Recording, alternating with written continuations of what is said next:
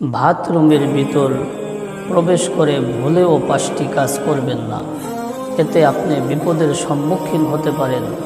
Number 1, বাথরুমের ভিতর প্রবেশ করে গুনগুন করে শব্দ করা, গুনগুন করে কথা বলা বা যে কোনো আওয়াজ করা যাবে না।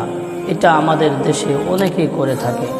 নাম্বার 2, বাথরুমের ভিতর প্রবেশ করে উলঙ্গ হয়ে গোসল করা যাবে না, এতে লজ্জা কমে যায়। আর যখন লজ্জা কমে যায় তখন আস্তে আস্তে তার ঈমানটা দুর্বল হয়ে যায়।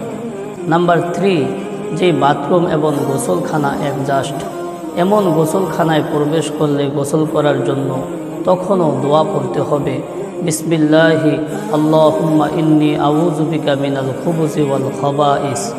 নাম্বার 4, বাথরুমের ভিতর প্রবেশ করে যেই গোসলখানা এবং বাথরুম একজাস্ট এমন গোসলখানায় যদি প্রবেশ করে তাহলে রকেটে আল্লাহর নাম এবং মুহাম্মদ সাল্লাল্লাহু আলাইহি ওয়াসাল্লামের নাম বা যে কোনো আয়াত হাদিস নিয়ে প্রবেশ করা যাবে না।